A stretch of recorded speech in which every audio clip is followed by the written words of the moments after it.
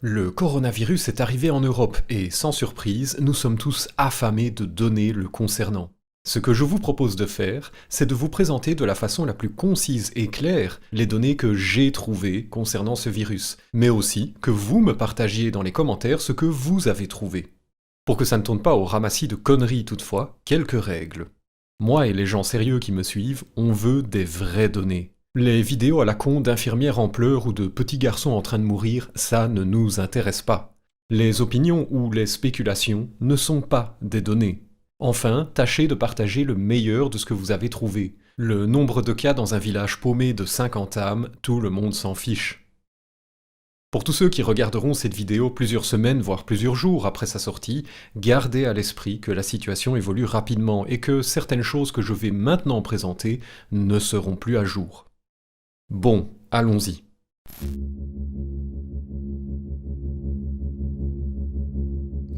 L'histoire du coronavirus commence en Chine, dans la province de Hubei. Ne vous en voulez pas si vous ne connaissiez pas la localisation de cette province, moi-même non plus, et honnêtement c'est pas très important. Il y a environ 50 millions de personnes qui y vivent, et entre-temps presque toute la province a été mise en quarantaine.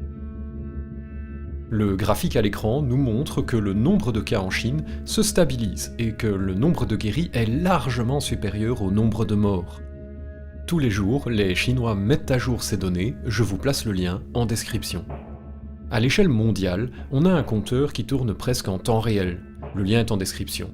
Au moment de tourner cette vidéo, il affiche plus de 80 000 contaminés. Ce que vous verrez beaucoup dans la presse et ailleurs, c'est le rapport du nombre de morts par le nombre de contaminés afin d'évaluer à quel point le virus tue ceux l'ayant attrapé. Je n'aime pas trop ce calcul, car à mesure que le nombre de contaminés va se stabiliser partout comme en Chine, le nombre de morts, lui, continuera d'augmenter pendant quelque temps, faisant exploser le ratio. Moi, je trouve plus pertinent de comparer le nombre de morts à la somme des morts et des guéris uniquement. Tant qu'une personne avec le virus n'est ni morte ni guérie, je ne l'utilise pas pour estimer à quel point le virus tue ceux l'ayant attrapé. Notez qu'à la fin de cette crise, les deux méthodes de calcul vont se rejoindre. Lorsqu'on saura quelle est l'issue pour tous les contaminés, guérisons ou morts, il n'y aura aucune différence entre diviser le nombre de morts par le nombre de contaminés ou faire ce que moi je propose. Aujourd'hui, j'estime qu'il y a plus de 5% de chances de mourir du virus une fois qu'on l'a attrapé. Oui, c'est énorme, horrible, affreux. Toutefois, détailler les cas en Chine permet de relativiser. En fait, si on est jeune et en bonne santé, on est quasi certain de s'en tirer. Je mets le lien vers ces données en description. Un autre tableau du même papier de recherche montre en outre que le virus est davantage dangereux pour les gens ayant des soucis de santé avant d'attraper le virus. Le pire semble être de souffrir d'une maladie cardiovasculaire. À l'échelle mondiale, si on détaille par pays, voici où nous en sommes au moment de monter cette vidéo. Il y a aussi ceci, le nombre de nouveaux cas quotidiens en dehors de la Chine ne cesse de grimper, tandis qu'en Chine, la période chaude semble derrière. Attention, l'échelle verticale du graphique est un peu spéciale, elle va de 1 à 10, puis de 10 à 100, etc. Un autre lien que je vous mets en description concerne les croyances développées autour du coronavirus et que l'Organisation mondiale de la santé essaye de cartographier. Certaines sont épouvantablement stupides. Non, l'urine des enfants ne protège pas contre ce virus.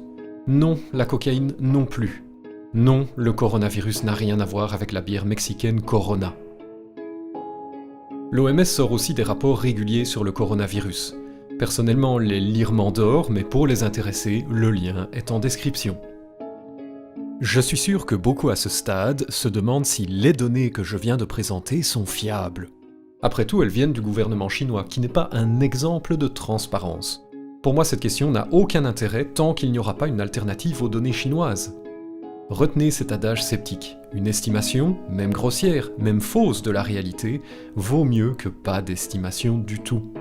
Moi, je préfère m'accrocher à une bouée potentiellement percée plutôt que de rester dans l'eau. Mais vous faites comme vous le sentez. Il est évident que si une meilleure bouée débarque dans le futur, du genre une accumulation de données européennes, je sauterai dessus sans hésiter. Mais pour le moment, cette meilleure bouée n'est pas prête. Voilà, c'est tout pour cette courte vidéo. Si vous voulez m'aider à combattre le raz-de-marée de désinformation concernant ce virus, n'hésitez pas à la partager autour de vous.